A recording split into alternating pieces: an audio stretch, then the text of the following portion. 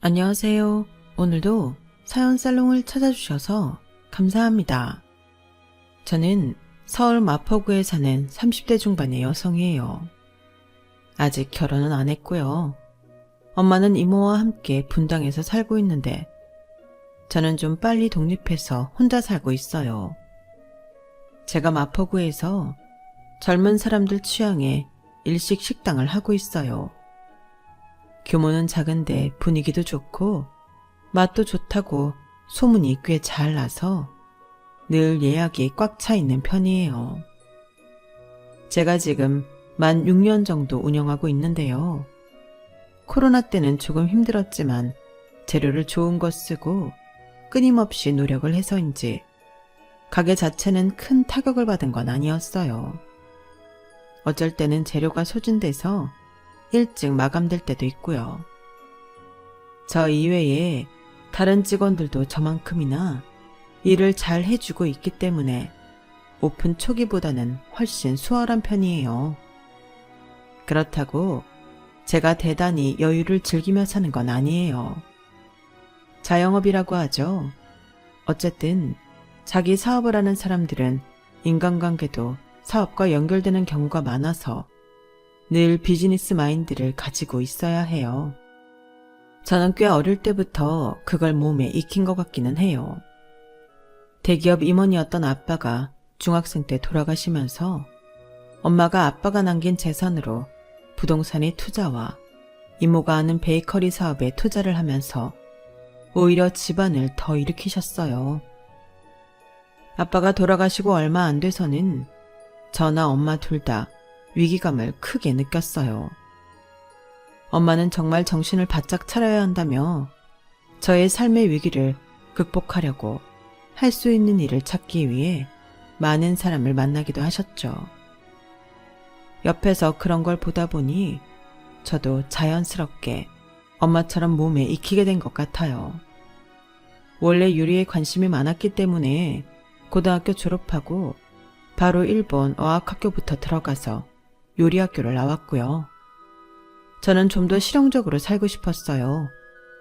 한국에서야 그때도 지금도 대학 졸업장이라는 게 살아가는 데에 얼마나 큰 건지 잘 알고 있었지만 그건 일반적인 회사를 들어갈 때 더 유용하지 제 사업을 하는 데에는 더 현장에 필요한 자격증이 필요하다고 생각했거든요. 물론 그렇다 하더라도 한국에서 학교를 나오고 인맥을 쌓는 게 더 좋았을 수도 있어요. 외국에서 공부하고 오니 생각보다 외로운 일들도 꽤 있었거든요. 아무튼 일본에서 요리학교를 나온 후 겨우 긴자의 한 레스토랑에 취직을 해서 수습으로 1년간 열심히 정말 고생하고 또 다른 식당으로 옮겨서 30살 무렵까지 일을 하고 한국에 왔었네요. 그러한 일들을 전부 극복하고 돌아와서 제 가게를 열 때는 감사하게도 엄마가 경제적인 지원을 해주셔서 다른 사람들보다는 좀 편하게 시작했던 것 같아요. 그렇게 30 초반까지도 저는 제대로 된 연애도 안 해보고 열심히 앞만 보며 달려왔어요. 그러다가 한 남자를 만나서 결혼 약속까지 했었는데요. 이 인간이 알고 보니 참 별로였더라고요. 그 남자 어머니랑 누나도 마찬가지였고요. 특히 누나가 빌런이었어요. 그리고 온 식구가 왜 그리 그 누나 말을 떠받드는지 모르겠더라고요. 그래서 오늘은 제가 하마터면 한 가족이 될 뻔한 이 인간들 이야기를 해보려고 해요. 솔직히 누가 들어도 이건 말이 안 되는 일이라고 하실 거라 생각해요. 그래서 전 남친과의 결혼을 없었던 일로 한 거고요. 지금도 후회하는 건 결혼이라는 중대하고 큰 문제를 제가 너무 가볍게 생각하고 결정했던 게 아닌가 하는 거예요. 아무리 당사자 두 사람이 잘 살면 될 일이라고 해도 주변 인물들, 특히 시댁 식구들이 상식을 한참 벗어나면 절대 결혼할 수 없겠더군요. 남친 어머니나 남친 누나를 보니 저는 정말 어이가 없었고 특히 남친이 그 사이에 혹 파묻혀 있는 걸 보니 이건 같이 살면 더 큰 문제겠다 싶었어요. 그래서 더는 끌어서는 안 되겠다는 생각에 파혼을 선언했어요. 그러고 지금 6개월 좀 넘었는데 이제야 겨우 남친과의 연락이 완전히 끊어졌어요. 제 사업장이 있다 보니 그 인간이 자꾸 제 주변을 맴돌아서 정말 피곤했거든요. 어쨌든 이렇게라도 끝난 게 다행이에요. 앞으로 정말 좋은 일이 있으려고 이렇게 출렁이는 시간이 지나간 것 같기도 하고요. 저는 남친과 2년 정도 만났어요. 지인의 지인 소개로 만나게 됐는데 좀 소심한 면이 귀여워 보여서 호감을 갖고 만났었네요. 남친도 저를 마음에 들어 해서 저희는 금방 가까워졌고 1년 6개월 정도 만난 시점에서 결혼 이야기가 처음 나왔어요.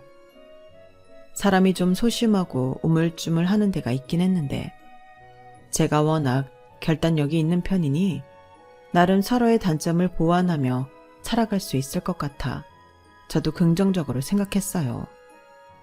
남친은 제가 아는 일식 식당에도 몇 번 와봤기 때문에 식당이 어디 있는지는 알고 있었죠. 그런데 늘 마감이 다 끝나거나 재료가 소진돼서 일찍 문을 닫게 되는 날에 왔기 때문에 항상 손님이 없는 가게만 봤었네요. 남친은 제 가게가 장사가 안 되는 걸로 착각했더라고요. 윤지야, 너 가게 보증금은 무사한 거야? 그게 무슨 소리야? 보증금이 무사하다니? 무사하지 못한 건 뭐고? 아니, 손님이 너무 없잖아. 이렇게 장사해가지고 월세나 낼 수 있어? 월세 못 내면 보증금 계속 깎아먹는 거잖아. 이런 상황에서 결혼까지 하면 네가 부담이 너무 클 것 같아서 그래. 아, 내가 월세 못 내서 보증금 걱정한 거구나. 나 여태 월세 밀려본 적 없어. 지난달에도 잘 냈고 이번 달에도 말일에 잘 빠져나갈 거야. 우리 가게 나 월세 내고 내 생활할 만큼은 다 돈 나오니까 걱정하지 마. 나 웬만한 직장인보다는 잘 쓰고 살아. 그런 거면 다행이지. 나 한 달에 300 정도는 벌거든.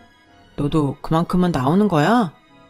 가게가 크지도 않은데 항상 손님이 없는 것만 보니까 그 이상은 못 나오지 싶은데. 저는 남친의 소심한 걱정에 절로 웃음이 나왔어요. 제가 한 달에 순이익만 800만 원은 되거든요. 직원 넷 월급 다 주고도 말이죠. 남친은 뭐 아는 사람은 알만한 기업에 다니고 있기는 했지만 대기업은 아니었어요. 잘 나가는 IT 강소기업 정도였죠. 남친이 취준생 생활도 꽤 했고 회사도 들어간 지 얼마 되지 않았기 때문에 월급이 많은 편이 아니었어요. 모아놓은 돈도 없었고요. 대신 엄마와 누나가 결혼 자금은 책임지고 해준다고 하더라고요. 남친 아버지가 남겨놓은 재산이 꽤 돼서 먹고 사는데 큰 지장은 없다고 했어요. 저는 뭐 크게 신경 쓰지 않고 그러려니 했고요. 앞에서도 말씀드렸듯이 저희 집은 엄마가 대장부 기질을 발휘하셔서 꽤 풍족했고 이모의 베이커리 사업도 잘 되고 있어서 걱정이 없었어요. 이모는 자녀 둘 다 외국에서 결혼해서 살고 있어서 엄마와 함께 살고 있었고요. 나이 들어 자매가 서로 의지하며 사는 것도 좋더라고요. 저희 엄마랑 이모를 보면 그래요. 심심하지 않고 같이 여행도 다니고요. 사실 제 가게가 있는 건물이 엄마 명의로 된 거예요. 뭐 명목상 보증금이니 드리기는 했지만 엄마가 딸한테 그런 거 받으시겠어요? 고스란히 다 제 통장으로 다시 보내셨어요. 혹시라도 제 가게 장사가 잘 안 되는 상황이 된다 해도 엄마 백이 있어서 크게 걱정할 일은 없었어요. 저는 그런 이야기를 굳이 하지는 않았어요. 남친 집이 얼마나 여유가 있는지 모르겠지만 안 그래도 소심한 사람이 저희 집하고 일일이 비교하며 열등감이라도 느끼면 어쩌나 싶었거든요. 만나다 보니 좀 그런 면들이 보여서 걱정이 되긴 했어요. 그럼에도 그때는 왜 열등감으로 남을 무시하거나 올려치기 하는 것들을 별스럽지 않게 생각했나 모르겠어요. 결혼은 생활이고 현실인데 당연히 그 사람 성격에 영향을 미칠 텐데 말이죠. 저희 엄마는 분당이 처음 붐이 일어날 무렵에 아파트를 사셨고 그곳에서 쭉 살고 계세요. 그러니 좋기 30년은 됐고 요즘 지은 아파트 같지는 않아요. 제가 몇 번이나 제가 있는 마포구 신축으로 이사를 하라고 해도 엄마는 거기가 편하다고 옮길 생각을 안 하시더라고요. 서울에서 꽤 좋은 병원도 멀지 않은 곳에 있고 생활하기 편하다고 하셨어요. 이모도 마찬가지였고요. 저는 마포에 20평 정도 되는 주거용 오피스텔에 혼자 살고 있는데 남친은 제가 가게를 하며 그거 세까지 내는 걸 혼자 열심히 머리 굴려 계산하더군요. 오피스텔도 엄마 거라서 저는 그냥 살고 있는데 말이죠. 어쨌든 결혼 준비하면서 차츰 다 알게 될 테니 저는 딱히 말해야 된다는 생각을 못하고 있었어요. 아니면 촉 같은 거였을 수도 있고요. 아무튼 결혼하기로 결정을 하고 난 후 남친이 먼저 저희 분당집에 오기로 했어요. 엄마는 남친을 두어 번 본 적이 있었어요. 제가 사귀는 사람이니까 자연스럽게 오다 가다 보게 된 거였는데요. 엄마는 결혼은 생각도 안 해보셨다며 제가 결혼 이야기를 꺼내자 꽤나 놀라시더라고요. 너 정말 상준이랑 결혼한다고? 아니, 요새 결혼 안 하는 애들도 많은데 뭘 벌써 하려고 그래. 네 나이면 아직 자기 할 일 하면서 천천히 생각해도 되잖아. 엄마 친구 딸들도 다 40 넘어서 결혼하더라. 윤지 너도 그랬으면 좋겠는데. 나는 결혼한다고 하면 엄마가 좋아할 줄 알았는데 뜻밖이네. 해. 근데 어차피 할 결혼이면 마음에 맞는 사람 있을 때 얼른 하는 게 낫지 않아? 나 40 넘어서 결혼하면 엄마 손주 보기도 힘들걸? 왜 그래? 혹시 상준이가 마음에 안 들어서 그래? 엄마 아빠도 사이 좋았으니까 결혼에 부정적이지 않을 것 같았는데 지금 나 상준이랑 결혼하는 거 반대하는 거지? 아유 그래. 누굴 닮아 눈치는 빠른 건지. 솔직히 상준이 걔 남친으로 만나는 거는 그럴 수 있다 쳐도 남편감으로는 영 별로다. 애가 너무 눈치 보고 계산하는 스타일이야. 지 입장에서는 그게 똑똑하게 잘 사는 것 같을지 몰라도 절대 아니다. 사람들도 다 알아. 저런 식으로 속으로 일일이 계산하고 간보고 있는 거. 저러면 큰일 못한다. 회사 승진도 힘든걸. 나는 윤진이가 그런 사람 만나서 속 터지며 살 것 같아 그래. 엄마 나이쯤 되면 안 봐도 알 수 있는 것들이 있어. 그래? 그냥 사람 성격이 좀 소심하기는 해도 나쁜 사람은 아니야. 엄마도 그런 거 선입견일 수 있잖아. 하지만 산전수전 다 겪으며 부동산 투자를 하고 이모 베이커리 사업에 투자를 하는 엄마는 저는 모르는 걸 보셨던 건데 제가 그런 걸 너무 간과해버렸어요. 어쨌든 엄마는 이모랑 상의해서 남친을 만나보기는 하겠다고 하셨고 남친이 집으로 인사를 왔어요. 엄마랑 이모한테 드리겠다고 자기네 회사가 협력하는 대기업 화장품 세트를 가져왔더라고요. 엄마는 처음 집에 온 사람은 직접 요리를 해서 따뜻한 밥 먹여야 한다고 이모랑 새벽부터 직접 수산시장이며 농수산시장까지 가서 장을 받아가 음식을 해주셨어요. 엄마랑 이모는 남친을 극진히 대접하기는 했지만 마음에 들어하지는 않으셨어요. 그래도 제가 결혼한다고 하니 마지못해 알겠다고 하셨고요. 그런데 남친은 정말 분위기 파악을 못하더군요. 이모가 조금 티를 내서 남친이 상처받을까 걱정했는데 이러는 거였어요. 니네 집 아파트 되게 구축이더라. 이모까지 같이 사는 거면 생활비 아끼려고 하는 거 맞지?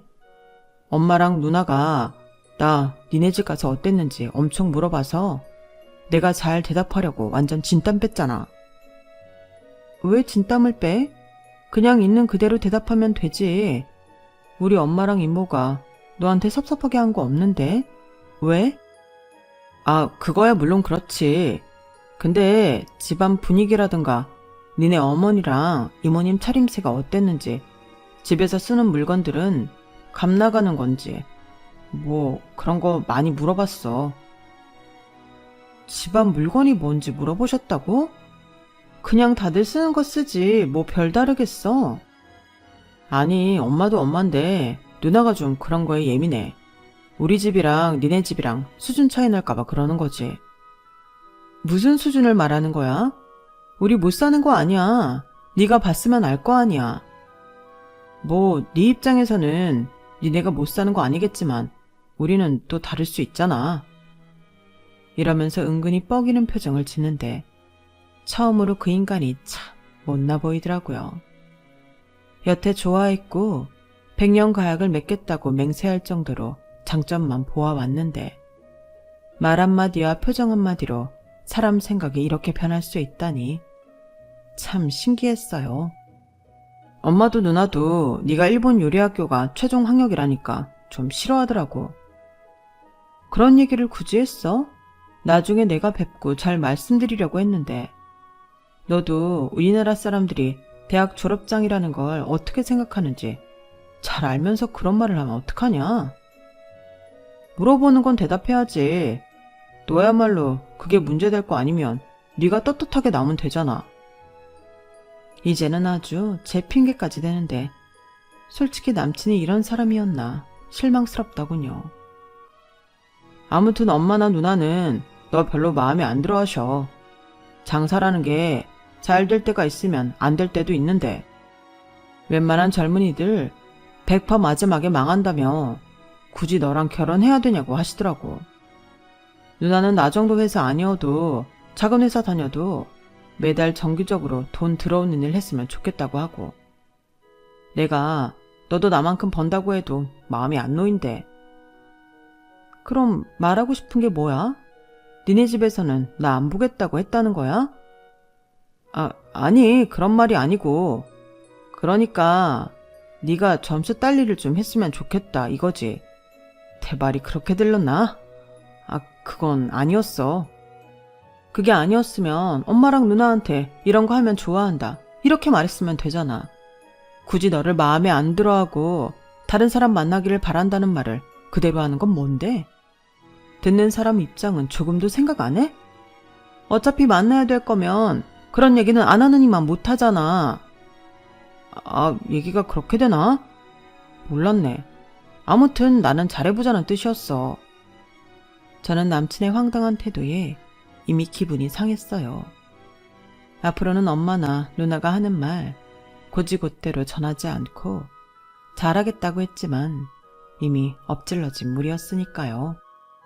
또 제가 요리학교를 졸업하고 남의 나라에서 오랜 시간 고생하며 일궈온 일들을 무시하는 것 같아 상당히 불쾌했고요. 사실 그때까지 살면서 눈앞에서 대놓고 제가 마음에 안 든다는 말을 들어본 적이 없었거든요. 그만큼 나름 처신을 잘하고 살았고 서로 기분 나쁘지 않게 예의를 지키며 살아왔으니까요. 또 제가 비호감이라는 말은 들어본 적도 없어서 눈앞에서 남친이 자기네 식구가 저를 마음에 안 들어 한다는 말이 꽤나 충격적이었어요. 그 무렵 저는 엄마와 이모 생신 선물로 제주도 여행과 두 분이 커플처럼 들고 다니시라고 명품 브랜드에서 나온 신상 백을 하나씩 선물해드리기로 했어요. 엄마와 이모 생일이 일주일밖에 차이가 나지 않아서 늘 일주일을 잡아서 생신주간이라며 함께 축하했거든요. 그래서 이번에는 두 분 2박 3일 제주 여행과 신상 백을 선택한 거였죠. 남친은 퇴근하고 가게에 저를 보러 왔다가 제가 엄마랑 신상 백하고 제주도 호텔 얘기하는 걸 듣고 있었어요. 엄마가 자꾸 해운대에 가고 싶다고 하셔서 해운대가 더 좋을지 제주도가 더 좋을지 이야기 중이었거든요. 결국은 제가 처음에 계획한 대로 제주도로 가기로 했고요. 그래서 호텔을 제가 포인트 많이 쌓아놓은 땡땡 호텔로 가자고 했고 결국 엄마도 그러자고 했네요. 다음날 제가 엄마와 이모 신상백을 사러 백화점에 가는데 남친한테서 불쑥 전화가 왔어요. 지금 그럼 어머니랑 이모님 신상백 사고 있는 거야? 두 분 다 좋으시겠다. 그렇게 새로 나온 명품백 선물로 받고 거기다가 제주도 여행도 가잖아. 뭐 바람 쐬고 새 물건도 갖고 그러니 기분 좋으시지. 너도 돈 좀 모이면 어머니 해드려. 나는 돈이 없잖아. 매달 카드값 메꾸고 대출금 내는 것만으로도 벅차다. 앞으로 결혼 준비도 해야 되잖아. 결혼 준비는 어차피 엄마랑 누나가 해준다고 하지 않았냐는 말을 하고 싶었지만 저는 더 이상 말을 하지 않았어요. 본인이 돈이 없어서 못한다는데 제가 더 뭐라고 하겠어요. 그런데 엄마와 이모가 제주도에 가기 이틀 전인가 남친이 이런 말을 하는 거였어요. 윤지야, 네가 우리 집에 점수 확실히 딸 방법 내가 생각해냈어. 내 말대로 한번 해봐. 점수를 딴다고? 뭘 하면 따는 건데? 그 말 자체가 마음에 안 들었지만 일단 드러나보자 하는 심산이었어요. 우리 엄마도 니네 어머니랑 이모 가는 제주도 호텔 보내줘. 그리고 누나한테는 그 신상백 사주고. 네가 결혼 전에 이렇게 해봐. 그러면 두 사람 다 얼마나 좋아하겠어. 너를 보는 눈도 달라질 거고. 진짜 괜찮은 방법이지. 나는 좀 이상하다고 생각하는데? 나 자체가 별로 마음에 안 드는 건데 그런 걸로 나를 보는 눈이 바뀐다고? 그럼 결혼하고 나서 해도 되는 거 아니야? 내가 왜 결혼 전부터 그렇게까지 해야 되는지 잘 모르겠어. 더구나 나를 싫다는 사람들한테 그러는 거 나는 별로야. 싫으니까 잘해보자는 거잖아. 제주도 호텔 비용이야 그렇다 치고 신상백이 얼마인 줄 알기나 해? 나 하나 더 살 정도의 여유는 안 돼. 내가 좀 보탤게. 한 30만 원은 보탤 수 있어. 네가 나보다 여유가 있으니까 엄마랑 이모한테 그렇게 돈 쓰는 거잖아. 그러니까 쓰는 김에 조금만 더 쓰라는 거야. 그럼 나도 엄마랑 누나 앞에서 큰 소리 칠 수 있잖아. 엄마랑 누나도 그러면 다른 사람들 앞에서 네 흉은 못 볼 거고. 아, 다른 사람들한테 내 흉까지 보는가 보네. 아직 한 번도 안 만난 사람을. 그 말을 들으니 더 하고 싶지도 않은데? 어쩌지? 그리고 30만 원? 지금 장난해? 그냥 네가 30만 원에 맞는 선물을 어머니랑 누나한테 해드려. 정 내가 마음에 안 드신다고 하면 어쩌겠어? 나도 결혼 다시 생각해 볼게. 사실 저 말을 듣는 순간 남친한테 정이 떨어지더라고요. 왜 자기가 돈이 없는 거면서 제 돈으로 자기 엄마와 누나한테 선물을 하라는 걸까요? 그런 건 제가 마음에서 내켜야 되는 거 아닌가요? 제가 정말 하고 싶었으면 결혼 전이고 뭐고 따지지 않고 할 수 있어요. 그런데 제가 한국에서 대학 안 나오고 식당을 하고 있어서 만나보지도 않고 싫다고 하는 사람들, 굳이 제가 잘 보이고 싶지도 않은데 저렇게 하라고 하는 건 제가 엄마랑 이모 챙기는 게 샘나서 그러는 걸로밖에는 안 보였어요. 남친은 제 말에 혀를 차더라고요. 너 그럼 우리 결혼하는데 요만큼의 노력도 안 하겠다는 거야? 아니면 어쩔 수 없다고? 어떻게 그런 말을 해? 네가 부족하면 그만큼 채울 생각을 해야지. 네가 모르는 게 있는데 우리 엄마랑 이모도 너 되게 마음에 들어하고 그러는 거 아니야. 단 결혼하는 당사자가 괜찮다고 하니까 수용하신 거야. 그걸로 너한테 부담 주시지도 않았고. 적어도 집안 어른이라면 이렇게 해야 되는 거 아니야? 뒤에서 한 번도 본 적 없는 사람 흉 보고 다닐 게 아니고. 제가 따끔하게 말하자 남친은 참못 충격이었는지 눈동자가 흔들리더라고요. 상준이 너 돈 없다면서도 너 시계도 새로 샀잖아. 아주 비싼 거. 그런 거 살 돈으로 니네 엄마랑 누나 챙기고 똑같이 우리 엄마하고 이모도 챙겨봐. 그럼 나도 고려해볼게. 니네 엄마 누나 여행 보내면 우리 엄마랑 이모도 여행 보내라고 할 수 있어? 그렇게 말하니 좀 무리일 것 같기는 하다. 결혼하고 우리 여유 생기면 그때 다 같이 보내드리자.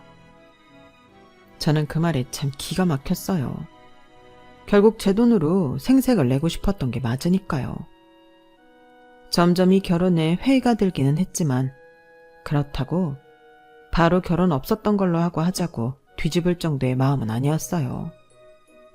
어쨌든 제가 남친 집에 인사 가기로 한 날도 다가오고 있었고요. 엄마랑 이모는 저한테 가서 인사 잘하고 오라는 말씀만 하셨어요. 그런데 남친이 인사하러 가기 열흘 전쯤 이런 말을 하더라고요. 윤지야, 엄마랑 누나가 집에서 음식하기 힘들다고 밖에서 보자고 하셔. 그래도 되지? 굳이 우리 집 볼 필요는 없잖아. 어? 원래 인사는 집에 가서 집안 분위기도 보고 인사드리는 거 아닌가? 친구들도 그렇다고 하던데.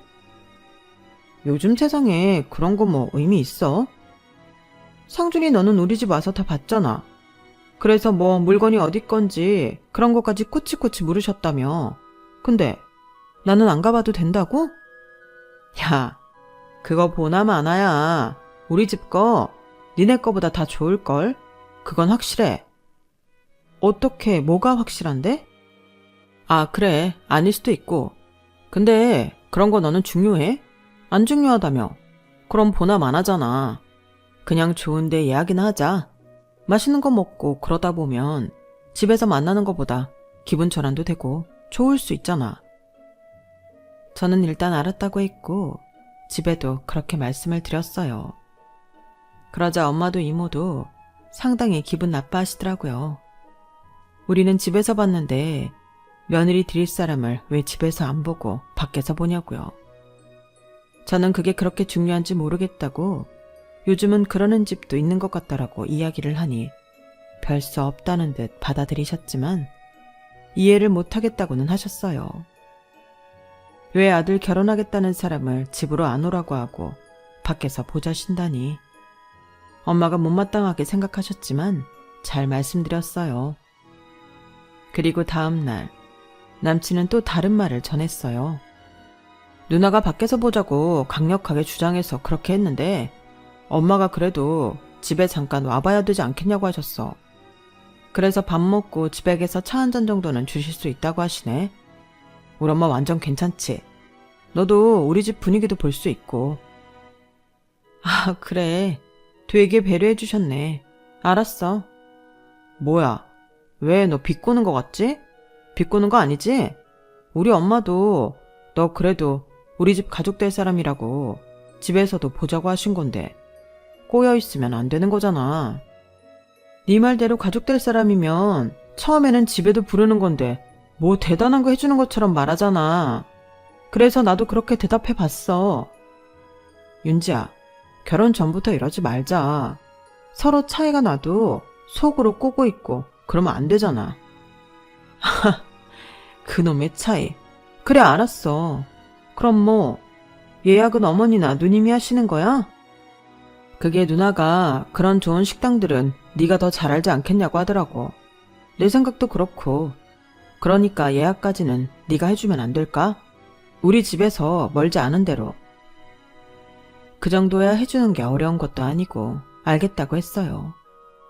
문제는 제 마음이 점점 식어가는 거였죠. 그런데 남친은 정말 더럽게 눈치 없는 놈이더라고요. 소심하고 자기 방어만 할 줄 알지 남의 기분 같은 건 요만큼도 생각할 줄 모르는 이기주의자였어요. 결혼 전에 그런 걸 안 게 다행이긴 했죠. 아무튼 저는 안면이 있는 고급 한정식집 대표님에게 직접 연락을 해서 개인실 예약을 했어요. 마침 그 집이 남친 본가에서 버스로 15분 정도 거리에 있는 곳이어서 가장 적당하다 싶더라고요. 그렇게 제가 예약한 한정식집을 남친에게 문자로 알려주고 약속한 날이 되었는데요. 약속 30분 전쯤 제가 한정식집으로 가고 있는데 남친한테 전화가 왔더라고요. 자기도 지금 가고 있다면서요. 그러면서 한다는 말이 기가 막혔어요. 있잖아 윤지야, 네가 좀 당황할 수도 있는데 그러려니 해. 뭘 그러려니 해? 무슨 일 있어? 있으면 미리 말해. 가서 사람 벙찌게 하지 말고. 제 말투가 날카로워지자 남친은 얼른 이렇게 말하더군요. 아, 그게 엄마는 차 타고 왔다 갔다 하기 싫다고 이따 차나 마시러 집에 오래. 대신 누나가 누나 친구들 몇 명 데리고 간대. 한 5명? 그러니까 그렇게 알고 있어. 잠깐, 우리 개인실 예약한 게 4명 테이블인데 그러면 방이 적잖아. 그거 지금 어떻게 조정 안 될까? 너 거기 사장님하고 안다며. 얼른 말씀드려봐. 됐어. 이제 와서 어떻게 개인실 다른 데로 내달라는 말을 해. 그냥 홀에서 먹어. 제가 짜증을 내자 남친은 오히려 제가 화를 낸다며 뭐라고 하더라고요. 이렇게 좋은 날 왜 그러냐면서요. 정말이지 자기들 일방적인 건 전혀 생각을 못하는 것 같았어요. 당장 뒤돌아 집으로 가고 싶었지만 마지막까지 예의는 갖추자는 마음도 있었어요. 그러고 보면 저는 남친 누나가 더 황당한 짓을 제 앞에서 벌이기 전부터 이미 마음으로는 파혼을 예상하고 있었던 것 같네요. 여기 오늘 우리 예약했는데요. 김윤지 이름으로요. 아주 경박하고 찢어지는 말투의 목소리가 식당 안에 울려 퍼졌고 제가 돌아보니 진하게 화장을 하고 무슨 요즘 사람들은 입지 않는 무대복같이 희한한 원피스 차림을 한 여자가 시끄럽게 굴고 있었어요. 그 뒤로 보이는 여자들도 기가 엄청 세 보였어요. 눈빛도 이글이글한 게 보통 사람들 아니더군요. 저는 그때 도착한 남친이 불러서 다가가 인사를 했는데 남친 누나랑 그 친구들이 아주 저를 잡아먹을 듯이 쳐다보더라고요. 사람을 머리끝부터 발끝까지 어찌나 샅샅이 훑어대는지 정말 불쾌했어요. 반가워. 내가 나이 더 많으니까 말 놔도 되지? 처음에는 친구들 부를 생각은 없었는데 그래도 제 3자들이 보는 눈이 더 객관적일 수도 있잖아. 마침 여기 온다니까 와보고 싶다는 친구들도 있었고 이 정도 규모인 식당 사장하고 알 정도면 너도 꽤 하긴 하나 보다? 밥 먹고 살긴 한다는 게 거짓말은 아닌가 봐. 그 말에 제가 남친을 획 보자 남친은 얼른 눈을 피하더라고요. 그동안 저를 꽤나 하찮게 봤다는 걸 알 수 있었거든요. 남친도 그걸 들켰다는 걸 알고 제 눈을 피한 거고요. 아무튼 사람들도 앉고 저와 남친도 앉고부터 바로 에피타이저부터 서빙이 되기 시작했어요. 고급 한정식집이 다 그렇듯이 개인 접시에 다 각자 음식이 나오잖아요. 그때부터 남친 누나 친구들의 수다가 시작됐어요. 식당 한다길래 무식하게 생겼을 줄 알았는데 그건 아니네. 그냥 평범하다. 아, 뭐 일반에서 다닌다고 해도 믿겠다. 근데 원래 식당하고 그러면 다들 좀 통통하지 않아? 상준이 여친은 마른 편이래. 저래서 음식 맛이 있을란가 모르겠다. 그래도 이런 집 예약 턱 잡아서 이렇게 바로 음식 준비되는 거 보면 한 닭가리 하나보다 야. 뭐 저런 올케도 나쁘지 않을 것 같은데? 그러면서 지들끼리 찍고 빠고 아주 난리도 아니었어요. 저는 황당하고 기분 나빴고요. 그런 와중에 남친 누나는 제 팔을 확 잡아서 일으켜 세우더라고요. 이제 정식으로 인사해야지. 어디 어른들 앞에서 편하게 앉아있으려고 그래. 다들 봤으니 알겠지만 얘가 상준이 여친이고 결혼할 사람이야. 다들 잘 봐도 네가 결혼하고 나면 나한테 하는 만큼 잘해 들어야 하는 분들이야. 슬슬 인내심의 한계가 생기려는데 남친 누나가 폭탄을 투척했어요. 내가 여기 검색해보니까 이 집 메뉴 중에 갈치석박지하고 간장게장이 포장된다고 하네? 인기도 되게 많대. 맛이 아주 고급스럽고 괜찮은가 봐. 그거 오늘 다들 하나씩 가져가야 이 정도는 상준이 여친이다 내줄 거니까 걱정하지 말고. 내가 들어올 때 카운터에 미리 다 얘기해뒀거든. 아마 포장 다 해놨을 거니까 나갈 때 잊지 말고 갈치석박지 하나, 간장게장 하나 꼭 가져가. 저는 그 순간 결심했어요. 이 남자하고는 바로 헤어져야겠다고요. 저는 다들 신이 나서 식사를 하는 중간에 밖으로 나가서 사장님과 얘기해서 일일이 한 사람씩 계산서를 받아냈어요. 그들끼리 웃고 떠들며 식사가 마무리될 무렵 저는 석박지와 게장 포장한 쇼핑백을 각자에게 나눠주며 계산서도 함께 접시 위에 놓았네요. 그걸 본 남친과 남친 누나의 표정이 일그러지는데 정말 볼만 하더라고요. 뭐 상준이 어머니가 집에 와서 차 마시라고 하셨다는데 제가 거기까지 갈 필요는 없을 것 같고 여기서 정리를 하는 게 낫겠다 싶어요. 저는 이 결혼 안 하는 걸로 결정했거든요. 아니, 집안 식구 인사하는 자리에 어머니도 아니고 그 누나가 자기 친구 5이나 데리고 나와서 음식 포장까지 해서 가져간다고 하는 거는 저를 식구로 받아들이기 싫다는 뜻 아니겠어요? 그래서 그 뜻대로 해드릴게요. 식사하신 거 1인당 15만원에 석박지가 2만원, 간장게장이 38,000원, 한 사람당 208,000원씩 정확히 계산하고 나가세요. 저는 아주 침착하게 목소리를 낮춰서 말했는데 남친 누나는 바로 소리를 버럭 지르더라고요. 홀에 있는 사람들이 다 쳐다볼 정도로요. 야, 너 지금 미쳤어? 이게 뭐 하는 짓이야? 나랑 상준이 물먹이겠다는 거야? 물먹이라고 한 건 그쪽 아니었어요? 그래서 그대로 돌려주겠다는 건데 뭐가 잘못됐나요? 제 말에 남친까지 씩씩대며 이렇게 말했어요. 윤지, 너 지금이라도 당장 사과하고 계산서 걷어가서 얼른 네가 다 계산해. 이게 뭐 하는 짓이야? 우릴 창피 주려고 작정한 거 아니면 어떻게 이럴 수 있어? 너야말로 이게 뭐 하는 짓이야? 어떤 집이 결혼할 사람이 오는데 이런 데 예약하라고 해서 상관없는 사람들까지 먹이고 포장까지 해서 손님한테 덤튀기를 씌워? 나 너랑 아직 아무 사이도 아니야. 그냥 결혼 약속만 하고 인사하는 거야. 그런데 이러는 건 내가 보통 마음에 안 드는 게 아니니 네가 나가 떨어져라 하는 거 아니야? 그러니까 결혼 안 하겠다고. 어머, 대학 안 나와서 못 배워먹으니 저러는 것 좀 봐. 라는 남친 누나한테 저는 똑바로 말했어요. 이봐요 아줌마, 여기 있는 사람 아무나 붙잡고 물어보세요. 누가 무례하고 못 배워먹었는지요. 여기 사장님도 저처럼 대학 안 나오고 호텔 조리사로 일하시다가 차리셨는데 그분한테도 이렇게 말씀해 보시죠. 어쨌든 이렇게 댁들 본 모습을 알게 돼서 정말 다행이네요.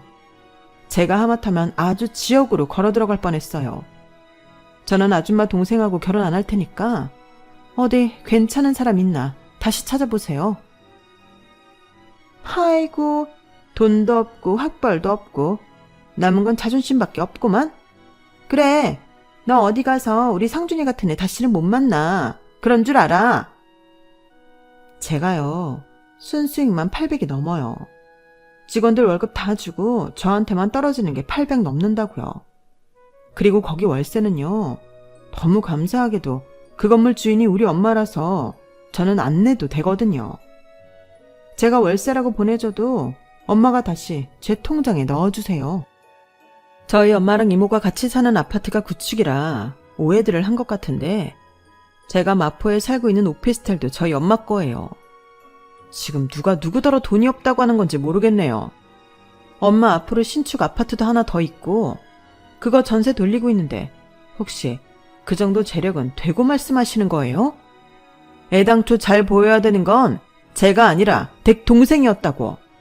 정신 좀 차려. 그러니까 나 이딴 결혼 안 한다고. 제가 마지막에 목소리를 높이니까 남친 누나랑 남친은 안색이 하얘져서 서로 쳐다보기만 하더라고요. 그러더니 겨우 남친이 입을 벌려서 한다는 말이 이거였어요. 야, 그 건물, 그 알짜배기 땅에 있는 그 10층 건물이 네 엄마 거라고? 거기서 너한테 나오는 돈만 800이라고? 그게 사실이야? 내가 미쳤다고 그런 거 갖고 거짓말하겠어. 정 못 믿겠으면 내 통장 보여줄게. 그리고 거기 주민센터 가서 알아보든지 알아서 해. 우리 엄마 이름이 건물주로 나올 테니까. 엄마랑 이모랑 같이 사는 거 그냥 서로 즐겁게 의지하며 살려고 같이 사는 거야. 자매가 떨어져 살아서 뭐 하겠어. 그렇게 함께 살며 말년에 여행 같이 다니고 그런 재미에 사는 거지. 아무튼 나는 할 얘기 다 했고 다들 계산 잘하고 나가세요.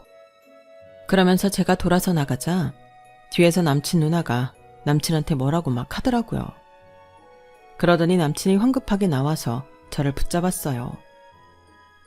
저기 윤재야, 네가 오늘 당황한 건 알겠어. 그래, 계산은 우리가 알아서 할게. 일단 우리 엄마한테 가자. 집에 가자고. 엄마한테 약속했으니 가서 인사는 해야지. 됐어. 어차피 나 별로라고 생각하고 이 자리에 나오지도 않으신 거잖아. 내가 그 집을 왜 가? 나 가야 될 이유 없어. 결혼도 안 할 건데 왜 가? 너랑 헤어지는데 내가 뭐 타러 가냐고. 헤어지다니 그런 말이 어딨어. 왜? 이때까지 너 헤어지려고 판 깐 거 아니야? 아니야, 내가 그런 걸 왜 해. 그럼 이게 같이 결혼해서 잘 살아보자는 거야? 나더러 나가 떨어지라는 거지. 너는 그런 거 판단도 안 돼? 너밖에는 모르니까 다른 사람 감정에는 관심도 없는 거야. 내가 미쳤다고 능력도 안 되는데 사람 기분도 헤아릴 줄 모르는 인간하고 사냐? 저리 좀 꺼져줄래? 그렇게 저는 남친을 뿌리치고 집으로 와서 그날 있었던 일을 전부 얘기했어요. 엄마랑 이모는 이렇게라도 제가 결혼 안 하게 된 게 다행이라고 하셨고요. 저도 천만다행이라고 했죠. 그 뒤로 남친은 저한테 울며 불며 전화하고 가게 앞으로 찾아오고 무릎 꿇고 별짓을 다 했지만 저는 이미 마음을 접었고 그동안 정도 다 떨어져서 마음이 돌아서지 않더라고요. 남친이 저러는 것도 누나랑 엄마 지령을 받아서 하는 짓 같았고요. 제가 한 번만 더 찾아오면 스토커로 신고해버린다고 하니 그제야 저를 찾아오지 않았어요. 그렇게 정리를 하는 데에 6개월이 걸렸네요. 저는 이제야 다시 평안을 찾고 제 일에 집중하고 있어요. 엄마 말씀대로 좀 더 저만의 생활을 즐기고 일을 하다가 결혼하는 것도 나쁘지 않은 것 같아요.